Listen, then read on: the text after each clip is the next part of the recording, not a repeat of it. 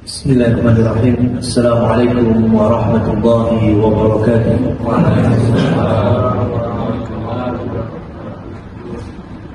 Alhamdulillah wa kafa wa salatu wassalamu ala rasulina al-mustafa. Asbahna ala fitratil islam wa ala kalimatil ikhlas wa ala dini nabiyina Muhammadin sallallahu alaihi wasallam wa ala millati abina Ibrahim hanifan musliman wa ma kana minal musyrikin. Amma ba'du, rekan-rekan sekalian, muslimin muslimat rahimani wa rahimakumullah. Alhamdulillah, pagi hari ini kembali kita bersyukur kepada Allah Subhanahu wa taala. Salah satunya dengan meluangkan waktu untuk bermajlis ilmu. Kita cari keberkahan, kita raih rahmat dari Allah dan lain seterusnya. Sebagai wujud kita bersyukur di dalam ketaatan kepadanya. Dan hari ini pula hitungannya sudah di penghujung Dzulhijjah, karena tinggal menghitung hari lagi, paling kurang dari 1 pekan kita telah masuk bulan yang baru, yaitu Muharram tahun 1446 Hijriah. Teman-teman semua yang dirahmati Allah Subhanahu wa taala, ketika Allah berfirman, "Inna 'iddatash syuhuri 'indallahi 12 syahra." Di sisi Allah,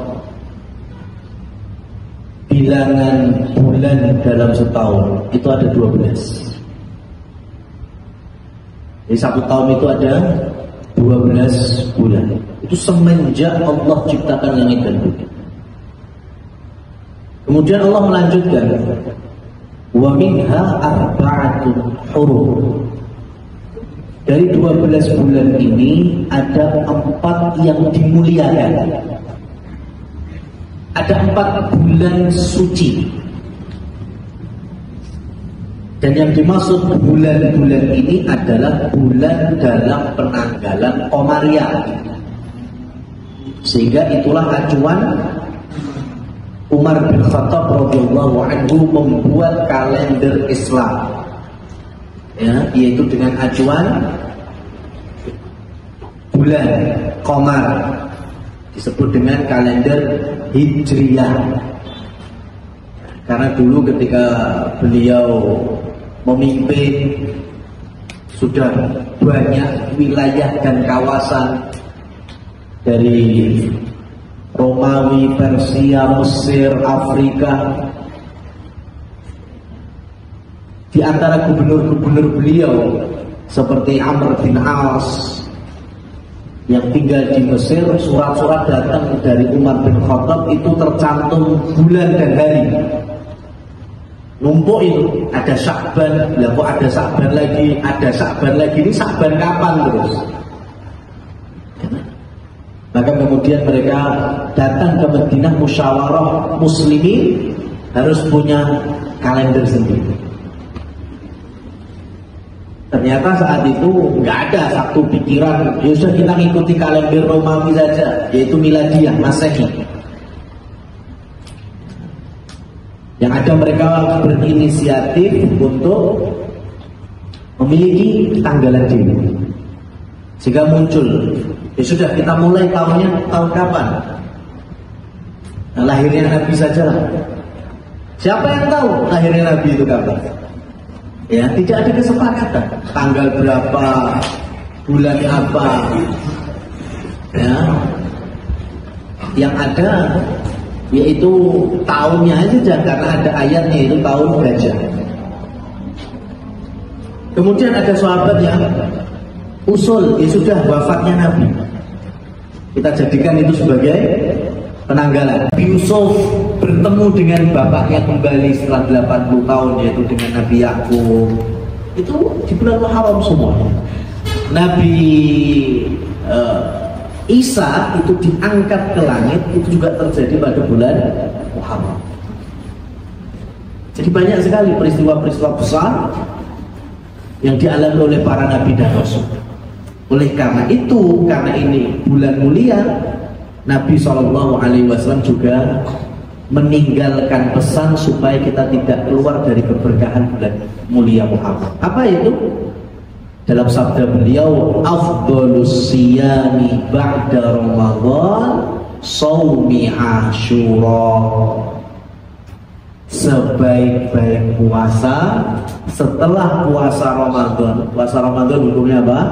Wajib. Itu ada puasa sunnah yang punya keutamaan, yaitu puasa Asyura. Jadi kalau tanggal 10 Muharram dimulai, umpamanya Muharramnya tanggal 1 di hari Sabtu besok, tanggal 6 kemungkinan ya, kita tergantung hilalnya. Kalau tanggal 6 berarti 10 hari berikutnya tanggal berapa ya? 6, 7, 8, 9, 10, 11, 12, 13, 14, 15. Antara 14 atau 15 Juli itu berpotensi ada pada tanggal 10 Muharram ya, itu disyariatkan dan disunnahkan kita untuk berpuasa Asyura.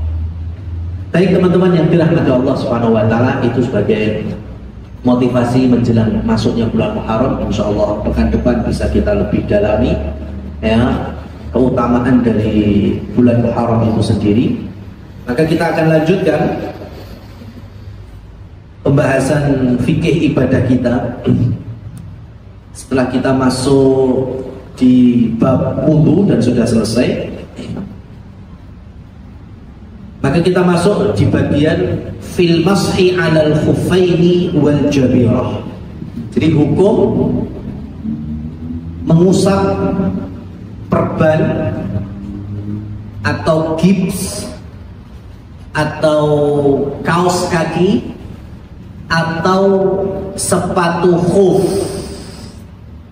Jadi di dalam fikih Islam, alas kaki itu ada beberapa jenis. Yang pertama sendal, apapun jenisnya bentuknya, arak jepit, arak slop, ya, jempol, bebas. Itu namanya sendal. Ya, yang teklek, terus yang di apa pijet-pijet itu apa? Yang ada gerigi-geriginya itu. Nah. Yang kedua, khidha. Khidha itu sepatu, tapi yang tidak sampai menutup mata kaki.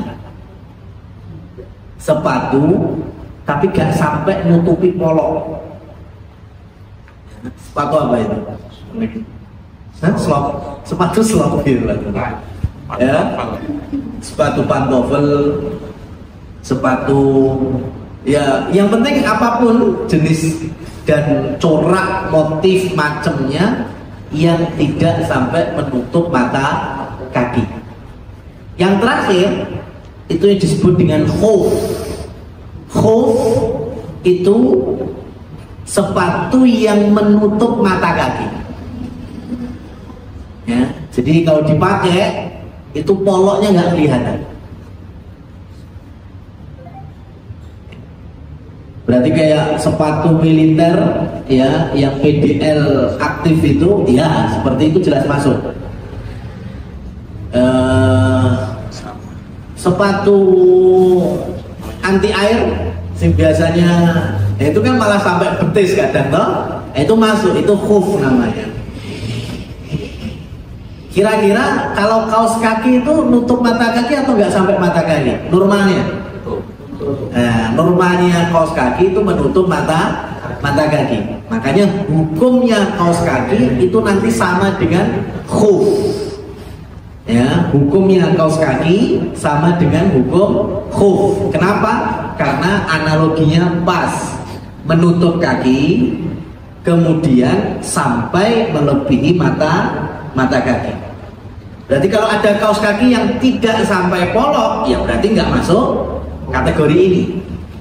Ya, nggak masuk kategori khuf. Nah, maka di dalam fikihnya yang ada cuma yang terakhir ini, yaitu yang khuf atau kaos kaki, kemudian perban, kemudian gips, ya, kemudian apapun yang menempel di anggota badan, khususnya di anggota wudhu karena terjadi sesuatu. Ya, gips mungkin karena cedera, bisa di tangan, bisa di kaki. Perban bisa di kepala, ya, bisa di tangan juga, bisa di kaki juga. Ini ada pembahasannya di dalam fikihnya. Disebutkan muslimin muslimat, ya, muslimin dan muslimat ketika dalam kondisi sedang mengenakan hal-hal yang kami sebut tadi, perban karena patah kaki, patah tangan, kaos kaki karena memang sedang digunakan, atau sepatu khuf, kalau mau berwudu tidak perlu melepaskannya. Kalau mau berwudu tidak perlu melepaskannya. Nah, bagaimana terus? Tinggal diusap di atasnya saja. Jadi kalau ada teman yang cedera harus digigit tangannya, tangan anggota wudhu bukan? Anggota wudhu. Cuma kiri toh, kanannya sehat walafiat, maka yang dikasih air, yang dicuci ya cukup tangan kanannya saja. Tangan kirinya nggak perlu gimana, pakai gip atau pakai perban, atau bahkan ada larangan dari dokter jauh dari air. Maka hal semacam ini bukan kita nggak mengusapnya, tetap harus diusap, jangan ditinggalkan, karena ini anggota wudhu. Tangan bagian dari anggota wudhu. Maka ketika wudhu juga harus terkena, cuma nggak terkena air. Terkenanya apa? Usapan tangan kita. Ya, jadi diusap saja. Dan tidak harus sesempurna kita mengusap tangan atau membasuh tangan ketika berwudhu dengan air. Kalau berwudhu dengan air kita harus membasuh total. Ya, sebagaimana yang sudah kita ambil, harus dari ya sikut sampai ujung atau dibalik dari ujung jemari sampai sikut, itu harus basah semuanya. Tapi kalau kita sedang memakai gips atau perban, maka nggak mesti harus ya semuanya harus rata gitu, nggak, diusap saja. Nah, bagaimana kalau masih ada sebagian anggota yang tidak terkena gips? Ya, jadi ada anggota dari tangan misalnya, ini digips. Di mana yang digips? Dari sikut sampai ugel-ugel. Ya, maka yang tergips atau tertutup perban dari sikut sampai ugel-ugel kita usap saja. Dan usapnya nggak perlu pakai air, yang penting kita usap aja. Tetapi yang jari atau 5 jari ini aman nggak? Aman dari gips. Maka ini tetap harus terkena air wudhu. Jadi itu batasannya. Kalau semuanya tergips, ya wes, berarti nggak perlu kena air sama sekali. Begitu dengan kaki. Ya, kaki patah, ternyata yang patah tulang kering. Yang dibungkus digigit dari bawah dengkul sampai di atas mata kaki. Bagaimana wudhunya? Ya wudhu normal, karena yang wajib kena air itu hanya telapak kaki sampai mata kaki. Berarti kan nggak ngaruh sama sekali. Ya. Kecuali kalau yang cedera itu yang mata kaki sampai jari-jari kaki digigit, dibungkus. Nah itu berarti kan anggota wajib wudhu. Maka cukup kita basuh saja. kita sentuh saja. Itu kalau perban, gips, apalagi sing biasanya apa? Hansaplas, ya, tancuplas.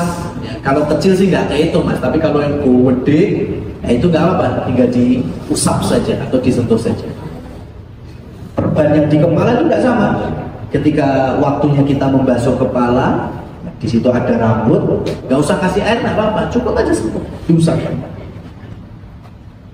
Ini cara berwudunya orang-orang yang terkena apa? Sakit atau sesuatu yang mencederai anggota wudu. Berikutnya yang pakai apa tadi? Khuf atau kaos kaki sama. Ketika wudu nggak perlu nyopot khufnya, nggak perlu nyopot kaos kakinya. Tapi ada catatan kecil.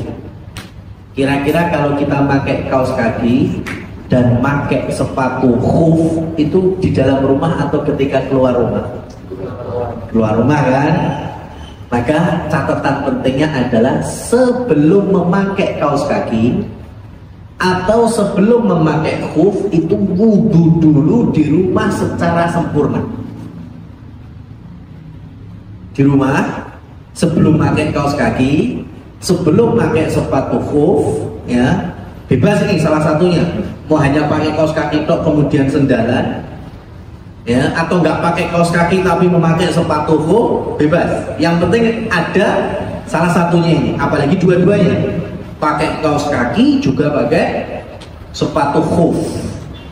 Nah, kalau kita sebelum pakai sudah wudu secara sempurna, kemudian kita pakai itu kaos kaki, pakai itu sepatu khuf, keluar rumah, kemudian kentut atau hal-hal yang membatalkan wudu yang lain, kemudian datang atau tiba waktu sholat kita mau wudu, maka tidak perlu melepas kaos kaki atau khufnya.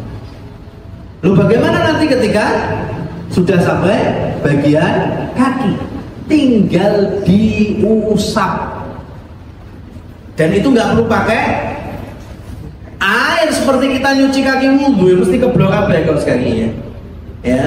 Jadi sisa kita mengusap kepala, ya, yang ada di epek-epek kita itu, ya, buh kuwi sik rodok teles, buh kuwi wis separo garing, ya, buh kur karek, ya, titik-titik percikan saja nggak masalah, tinggal kita usap, ya, di bagian apa gitu, lek sing ngisor kan dramaan, lek sing dhuwur apa punggung kaki, ya. Jadi kaki kita kan pakai kaos kaki ini, sing ngisor dramaan, sing dhuwur punggung kaki. Yang diusap yang mana? Yang di atas. Nah, ini ada hikmah besar sebagaimana ucapan Ali bin Abi Thalib radhiyallahu anhu, "Lau kana dinu bil aqli." Kalau agama itu semua syariat Allah dan Rasulnya itu harus sesuai akal. Kalau nggak masuk akal, nggak kita dengar, nggak kita taati, maka kata Ali bin Abi Thalib, perintah mengusap khuf dan kaos kaki, ya, harusnya yang diusap yang bawah bukan yang atas. Ya, kita pakai sepatu khuf tadi, sing ngidek reget bahkan najis yang bagian atas atau bagian bawah? Bagian bawah. Tapi ketika wudu memakai khuf, yang diusap sebelah bawah atau sebelah atas? Yang atas. Padahal kan kalau pakai akal agama harusnya sih diusap yang bawah, sing reget, sing kena najis sing iso. Tapi Rasul memerintahkan yang diusap yang atas. Kenapa? Itulah syariat. Tidak semuanya harus sesuai dengan akal kita. Ya, kenapa kita harus sholat ngadep kiblat? Kenapa kiblat kita ngulon? Kenapa nggak ngadep ngetan wae? Ya. Kenapa kita puasa ya dari terbitnya fajar sampai maghrib? Kenapa enggak maghrib sampai subuh saja? Ya. Itu kalau dipikir pakai akal nggak nyampe, judek. Ya. Sampai kita judek nggak bakal ketemu jawabannya. Karena kita diperintahkan hanya sami'na wa ata'na. Ya. Maka teman-teman semua yang dirahmati oleh Allah Subhanahu wa taala, ada kaidah idza turikatis sunnah, jika ajaran Nabi kita Muhammad SAW itu ditinggalkan, ajaran Nabi itu ditinggalkan, maka yang ada setan akan menggoda umat ini dengan amalan-amalan sing koyo ibadah, padahal itu bukan ibadah. Ya. Dan itu buahnya sekali. Saya ulangi, ada kaidah ini. Kalau ajaran Nabi Muhammad SAW sudah ditinggalkan, ya sudah ditinggalkan, maka akan ada godaan setan menempatkan ajaran yang ditinggalkan itu dengan amalan-amalan yang jauh dari ajaran Nabi SAW. Saya kasih contoh gini teman-teman, ini real. Dari zaman Nabi SAW di Medina sudah ada Masjid Nabawi. Nabi itu punya 2 muadzin. Yang satu namanya Bilal, yang satu namanya Abdullah bin Umi Maktum. Ini muadzinnya Rasul, dua-duanya. Sholat zuhur, asar, maghrib, isya, itu semuanya bisa gonta-gantian ada. Mungkin zuhur Bilal, asar Abdullah bin Umi Maktum, maghrib Abdullah bin Umi Maktum, isya Bilal, itu bisa gonta-gantian. Terserah mereka berdua. Tapi kalau subuh, dua-duanya bertugas. Mau Bilal, mau Abdullah bin Umi Maktum, semuanya ada. Loh gimana? Karena azan subuh itu ada 2 kali. Azan yang kedua, itulah yang disebut dengan azan waktu sholat subuh. Azan untuk sholat subuh, itu azan yang kedua. Ya, karena sudah ada fajar shadiknya. Tapi sebelum itu, ya 50 ayat kalau kita baca kurang lebihnya, ya 20 menit sampai setengah jam, itu ada azan pertama. Fungsinya untuk apa? Membangunkan kaum muslimin muslimat yang mau puasa bisa sahur, yang belum sholat malam bisa witir raketang sak rakaat, atau tahajudan raketang 2 rakaat bisa, atau mau wirid, mau dzikir, yang penting ada catatan ibadah malam. Itu saat kapan? Dikumandangkan azan pertama. Itu dari zaman Rasul SAW. Beliau wafat diganti Abu Bakar, wafat diganti Umar, wafat diganti Utsman, wafat diganti Ali, sampai berganti pemerintahan, Daulah Umayyah, Daulah Abbasiyah, sampai kapan? Sampai hari ini. Di 2 masjid paling suci di dunia, Mekah dan Madinah, Masjidil Haram dan Masjid Nabawi. Itu kalau kena subuhan, dari teman-teman mungkin sudah pernah haji atau umroh, atau mungkin sudah dapat cerita ya dari orang tua yang ke sana, itu subuhan itu pasti mendengar 2 kali azan. Azan yang kedua itulah azan memanggil kaum muslimin untuk sholat subuh. Ya, kalau kita mungkin azan keduanya hari-hari ini 4:30 lah. Tapi sebelum itu ada azan yang pertama. Jadi jam berapa kalau setengah jam? Jam 4. Itu sampai hari ini. Nah, teman-teman, saya bicara perkara azan pertama subuh itu nggak cuma sekali. Bahkan mungkin sepanjang ada kajian di Thayyibah itu, ya, mungkin dalam 1 tahun saya beberapa kali ngulangi. Kenapa? Karena ini ajaran Rasul SAW. Dan setiap hari ini bisa kita kerjakan sebagaimana sholat 5 waktu, khususnya sholat subuh. Azannya juga sama, nggak ada perubahan. Cuma kita kenalkan ada azan pertama, gitu saja. Karena saya itu bukan pemimpin, ya, saya bukan yang punya wewenang, otoritas, lurah, camat, macam-macam. Nah, mungkin di antara teman-teman ada yang di kampungnya itu berdekatan dengan orang-orang seperti ini. Mungkin di kampungnya ada dari RT, RW, atau jadi takmir masjid. Tolong, ya, itu dimusyawarahkan. Kemudian disosialisasikan ke umat muslimin muslimat bahwa kita ini punya adzan pertama loh, ya, setengah jam sebelum adzan subuh itu ada adzan pertama loh. Disosialisasikan sesasi rong sasi, di mungkin titip kepada khotib Jumat, titip kepada ustadz-ustadz yang kajian di masjidnya, rakitan sasi setahun 2 tahun, ya, disosialisasikan dulu keutamaan adzan pertama, fungsi adzan pertama, ya. Dan selanjutnya seterusnya sampai ketika kaum muslimin di lingkungan kita sudah tahu ternyata ada adzan pertama, silahkan untuk ditegakkan adzan pertama. Ini ajaran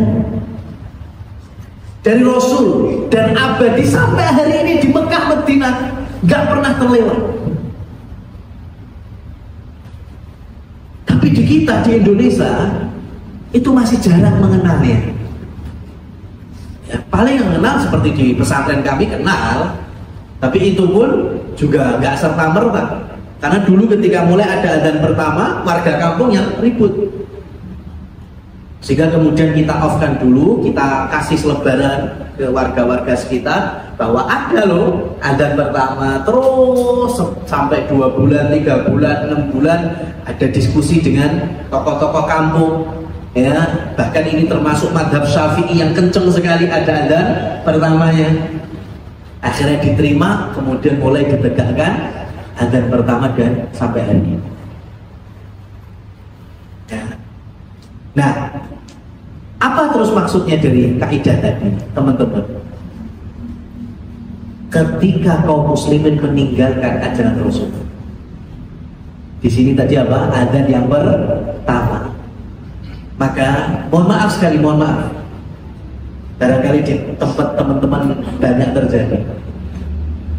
Adzan subuh jam 4:30, setengah jam lagi itu bisa dikumandangkan adzan pertama, tapi nggak ditegakkan. Yang ada sebagian masjid-masjid kaum muslimin malah melalui sama-sama dengan pengeras suara, kuwi anak wong sing ngaji. Kayak ngaji, pakai pengeras suara juga, ya. Jangan salah paham dulu mas ya. Ya, tadi yang disunnahkan oleh Nabi apa? Adzan pertama. Tapi ketika kaum muslimin malah meninggalkan adzan pertama, yang ada setan menggoda dengan amalan yang lain, padahal itu tidak pernah dicontoh oleh Rasulullah SAW. Apa itu? Ngaji. Dan uniknya kaum muslimin yang sedang di rumah, yang sedang tidur, itu kalau pas adzan pertama dikumandangkan, itu tadi malah nggak terima. Wahai adzan, adzan. Tapi ketika ngaji, mereka malah biasa saja. Ketika adzan pertama bilangnya, urung wayai malah bribeni wong. Kan pada-pada ngomong pengeras suara, mas. Saya ngaji juga pakai pengeras suara. Ya, kalau bilang ganggu, semuanya bisa berpotensi mengganggu. Tetapi yang adzan pertama kenapa malah tidak diterima? Kalau ngaji kenapa malah diterima? Itulah godaan setan. Ketika kita meninggalkan ajaran yang sesungguhnya dari Rasul Shallallahu Alaihi Wasallam. Jadi saya nggak nyalahkan ngajinya, saya nggak nyalahkan tilawahnya, tetapi waktunya harusnya itu waktu jam 4 itu bukan malah ngaji di pengeras suara, itu waktunya adzan pertama. Ya, paham di sini ya? Itu saya pesan kepada teman-teman yang mungkin ngelola bantu-bantu masjid, tolong dimusyawarahkan. Tegakkan adzan pertama, karena ini ajaran loh, dan bisa kita intens setiap hari kita kerjakan. Kalau enggak, ya sudah. Yang ada mesti setan ngeleboni amalan-amalan sing koyok-koyoke kuwi apik, padahal malah bisa menyelisih ajaran Rasulullah SAW. Nah, apa kaitannya dengan wudhu bagi orang-orang yang pakai kaos kaki dan khuf tadi? Sama. Ini ajaran. Ya. Jadi ketika kita ini pakai kaos kaki, khususnya teman-teman muslimat ya, itu kalau waktu zuhur, ya kalau mau sholat itu nggak perlu dilepas kaos kaki, ya nggak perlu dilepas.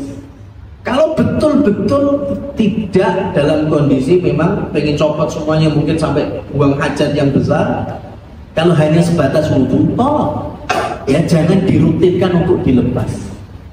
Kenapa? Karena syariat ini memudahkan. Sehingga ketika waktu zuhur, silahkan berwudu tanpa harus melepas kaos kaki. Mungkin diambil dalam sepekan, ya 2 hari atau 3 hari separuhnya, itu nggak usah melepas kaos kaki, tinggal diusap saja. Ya. Saya yakin mesti awal-awalannya, wow, serapena, wudu sikile wudu ke blok, itu kan di rumah. Kalau di luar rumah, apalagi muslimat yang berpotensi terlihat ya aurat kakinya, itu karena pakai kaos kaki, maka nggak perlu. Ini kemudahan syariat. Ya. Sama persis ketika wudu dulu kita membahas apa? Memasukkan air ke dalam hidung dan mengeluarkannya, istinsyak dan istinsyak. Biasakan itu. Kalau awal-awal mesti bangar-bangar, pedes, ya, abang berambang, kadang sampai kolu barang, ya. Tapi jangan ditinggalkan, itu latihan. Ya, kalau sudah dibiasakan, yakin. Sing seneng ngupil itu karena nggak biasa istinsyak dan istinsyak, makanya ngupilnya gede-gede. Ya, yang sudah terbiasa istinsyak, insya Allah jarang ada kotoran hidungnya, karena 5 kali setidaknya, minim 5 kali kita dalam waktu sholat berwudu, kita bersihkan hidung kita. Ya. Dan itu syariat. Ketika kita kerjakan, pahala melimpah. Begitu juga tadi. Ketika pakai perban, oke lah, perban karena sakit lah. Ya, itu kan ada waktu-waktu khusus, momentum, ya setiap hari. Tapi kan bisa setiap hari kita keluar rumah, itu diantaranya kaos kaki, ya, atau sepatu khuf itu. Makanya dulu sebelum masjid dikenal dengan ada lantai-lantai marmer, macam-macam ubin-ubin yang indah-indah. Dulu masjidnya pakai tanah, ya masih berpasir, belum ada lantai-lantai semenan, itu belum ada. Ya, makanya kaum muslimin yang pakai khuf itu sholat juga nggak pakai lepas sepatu, mas. Ya wudhunya aja nggak dilepas, sholatnya juga masjidnya masih pakai pasir, ngapain harus dilepas? Makanya mereka sholat dalam kondisi pakai sepatu.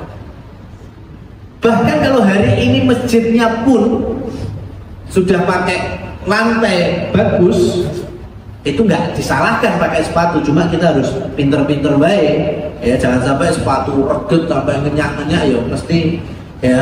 Coba lihat loh, askar, polisi-polisi atau tentara di Masjidil Haram atau Masjid Nabawi itu yang ngatur-ngatur jamaah, itu ketika sholat kan mereka nggak sholat karena masih dalam tugas. Tapi setelah kaum muslimin sholat, bergantian shiftnya, mereka akan sholat dalam kondisi persis seperti mana mereka apa adanya, nggak ada perubahan. Dengan seragam militer mereka sampai dengan sepatu militer mereka, sholat di Masjidil Haram, di Masjid Nabawi, ya, karena emang nggak kotor, ya nggak najis, dan itu diperbolehkan. Dan ini bagian dari syariat yang sangat memudahkan. Jadi sekali lagi, syariat itu tidak bisa terbantahkan dengan apa? Dengan akal kita. Wah, gak biasa ya nganggu, masa ya tetap nganggu. Yang unik kan gini, sampean pakai kaos kaki, wudu kemudian dicopot, wis baru tinggal naik kaos kaki, kan podo ae mas. Mending gak usah lepas kaos kaki. Beda kalau ceritanya sampean copot kabehane, wudu normal, kemudian sholat juga nggak pakai kaos kaki, pas lagi bar sholat ingin aktivitas lagi baru pakai kaos kaki, nah itu masih bisa lah. Tapi ini ada yang unik gitu, meh sholat copot kaos kaki ini, wudu kabeh, kemudian baru wudu tinggal kaos kaki. Nah seperti nggak usah dicopot kaos kaki, tapi dengan syarat apa? sebelum memakai kaos kaki sudah wudu terlebih dahulu dengan sempurna. Ya, tapi kalau sebelum pakai kaos kaki nggak wudu dalam kondisi batal, oh ya emang fikihnya ini nggak bisa dipakai. Ya, fikihnya ini nggak bisa dipakai. Jadi ketika waktu sholat dia mau wudu ya harus lepas semuanya, karena dia nggak punya pondasi pertama, yaitu wudu sempurna sebelum memakai kaos kaki atau khuffain ini. Nah, teman-teman yang dirahmati Allah Subhanahu wa taala, bahkan fikih seperti ini wa satu ayam bilayalihinna lil musafir boleh dipakai terus sepanjang 3 kali 24 jam non-stop bagi siapa? Musafir.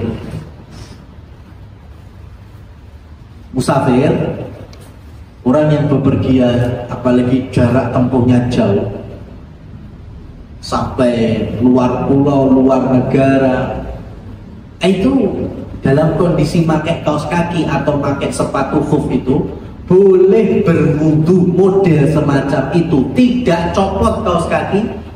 Batas maksimalnya sampai 3 kali 24 jam, jadi 3 hari 3 malam. Itu boleh nggak copot. Padahal otomatis jelas lah kencing, masa 3 hari nggak kencing. Ya, bahkan mungkin juga buang air besar. Ya. Tapi kalau dia tidak mencopot sama sekali, bisa. Ya, itu terus. Tapi kalau sudah sekali copot, sudah hilang atau gugur hari berikutnya. Ya, kalau dia lepas, hari kedua lepas umpamanya, kemudian dia pakai lagi, oh masih ada 1 hari lagi, enggak, ya sudah nggak terhitung lagi. Kalau dia lepas, dia wudhu secara sempurna, dia pakai lagi, baru lagi terhitung 3 hari ke depan. Bagi siapa? Bagi yang sama. Nah kalau nggak yang sama, itu cukup sehari dong. Makanya tadi teman-teman yang muslimat itu ada potensi, ya, jadi sepulangnya dari Thayyibah atau dari aktivitas harian kita ini baru lepas kaos kaki, nggak masalah, tidak mempengaruhi dalam keabsahan wudhu, asalkan dengan tata cara tadi.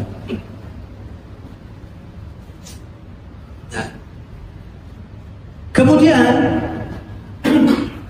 yang terakhir catatannya, apa yang kita sampaikan tadi tidak bisa digunakan dalam hadas besar.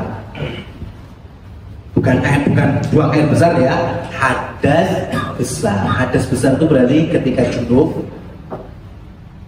ketika selesai dari haidnya atau selesai dari nifasnya, itu nggak bisa kepakai.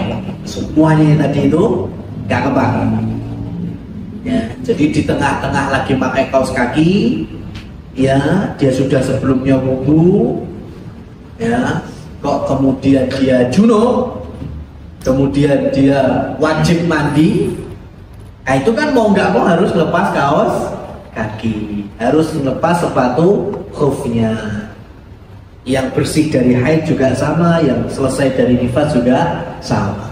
Jadi fikih terkait dengan kaos kaki dan khuf tadi hanya digunakan untuk yang berhadas kecil, yang kentut, yang buang air kecil, buang air besar, ya, atau hadas-hadas kecil yang lain. Sehingga yang besar tidak ada pengaruhnya. Wallahu a'lam bishawab. Demikian fikih terkait dengan perban dan juga kaos kaki serta sepatu khuf sebagai tambahan dari fikih wudhu kita. Semoga waktu dan tempat kami kembalikan kepada teman pembawa acara.